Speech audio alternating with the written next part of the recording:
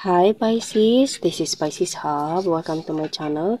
So for today's video, gagawa tayo ng weekly reading for Pisces sa araw na ito. Okay, from February 11 to February 17, 2024. Alamin natin kung ano yung mga posibleng mangyari for Pisces sa linggong to. Ano yung mga gabay, mensahe ng tarot cards for Pisces para sa linggong ito. Okay, so reminder lang Pisces na ito ay general reading po. So, pwede pong mag-resonate, pwede pong hindi, okay? And, ang mga gender na lalabas po dito ay pwede pong mag-resonate kahit kanino po, feminine or masculine, ay pwede po sa babae, sa lalaki, o sa LGBT. Depende po yan sa mga nanonood and sa mga taong dinidil nyo, lalo na't konektado sa ating reading ngayon, okay? So, alamin natin kung ano yung mga posibleng mangyari for Pisces sa linggong ito, mga gabay mensahe ng tarot cards for Pisces sa linggong ito. Okay, this is for February 11 to February 17, 2024. Okay, so may nag-flip. Oh wow, Temperance, Page of Cups, and the Strength. Okay, so there is something na it's either you, Pisces, or there is someone na parang may i-offer sa'yo, may ibibigay, okay? And you've been waiting for this for so long, okay? And sa nararamdaman ko, in this connection or in this situation right here is parang mas humaba yung pasensya mo or mas humaba yung pasensya ng taong to. Okay? It's either you're dealing with someone na Sagittarius, Pisces, Leo, or water sign, Pisces, Cancer, Scorpio. Okay? So, kuha pa tayo ng mga dalawang. Ayun. So, meron tayo ditong Two of Swords, Air sign, Gemini, Libra, Aquarius. Isa pa po. Ayun. Four of Cups, water sign, Pisces, Cancer, Scorpio. Okay, so, the Temperance, Page of Cups, there is something na, this is a situation, Pisces, sa nararamdaman ko, meron kang hindi nakakausap or parang silent treatment sa isang tao, Pisces, kasi meron tayo ditong Two of Cups, Two of Swords, and this card represents something as parang non-communication or blockage, pwede din, okay? And, pwedeng merong magre-reach out, Pisces, or pwedeng merong apologize na mangyayari, okay? Or something na reconnecting, okay? Kasi sa Two of Cups, bakit ko pa ulit-ulit sinabing Two of Cups? Two of Swords, okay? So, that Two of Cups na cup, although wala siya dito, pwedeng ito ay merong connection sa love, Pisces, o pwedeng you're dealing with someone na meron kang deep connection with, okay? Pwedeng family member mo, pwedeng best friend mo, pwedeng katrabaho mo na alam mo yun, yung parang malapit sa buhay mo, okay? Or pwedeng karelasyon mo din. And sa nararamdaman ko, there is someone na magre-reach out kasi there's a Four of Cups and Page of Cups. Nakikita nyo parehong merong binibigay or inaabot itong dalawang cards na nandito, okay?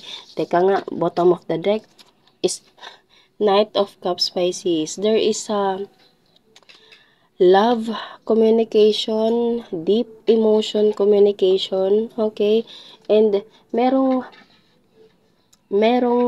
darating, merong matatanggap, merong i-offer yung taong pwedeng hinihintay mo to, Pisces, or yung taong hindi mo nakakausap, or pwedeng yung taong hindi mo kinakausap, okay?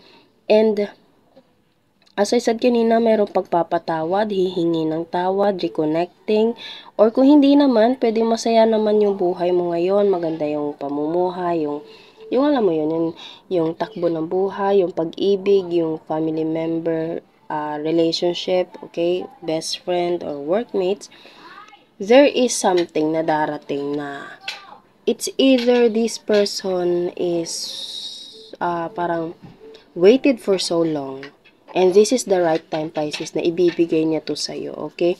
So, as I said kanina, pwedeng ito ay merong connection sa love or deep connection na sa nararamdaman ko, matagal siyang naghintay sa right moment, okay? Pwedeng naghihintay siya for the right time, perfect time, para masabi niya to sa'yo, okay? Kasi sa Page of Cups and sa sa Knight of Cups na nandito, merong inaabot eh. Okay? And Cups is all about emotions, Pisces. And yung cup na nandito, meron siyang fish. Okay? Merong fish. So, merong laman. Merong long-term commitment, long-term situation. Itong sitwasyon na darating sa'yo, Pisces. Okay? And the Temperance, this card kasi represents as patience. Okay? Together with Four of Swords, meron darating and hinihintay. Naghihintay lang. Okay? So, naghihintay lang tong taong to for the right time para maibigay nito sa'yo kung ano man to. Pwede din siyang surprise, okay, Pisces? Pwede meron siyang pa-surprise sa'yo and hinihintay na lang talaga yung perfect time.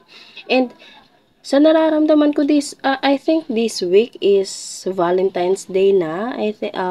Wednesday ba yun? Okay, basta February 14. So, pwedeng that time, that day, meron siyang ibibigay, unexpected, okay? Or pwedeng pa-surprise. Pero, pwedeng nararamdaman mo na to, Pisces, parang sa nararamdaman ko, andun na yung kutob mo, andun na yung gut feeling na, feel ko may plano tong taong to. Okay? Pwede pong ganun, or pwedeng ikaw yung may plano sa araw na yun, Pisces, and, ibibigay mo all out for this person. Okay? Pero pwede ding merong, hindi pag-uusap, or, kung itong Two of Swords na nandito, hindi naman to, parang more on non-communication. Pwede ding tinago niya muna, okay? Parang, hindi siya nagbibigay pwede nagbibigay siya ng hint, okay? Pero hindi niya sinabi talaga. Parang,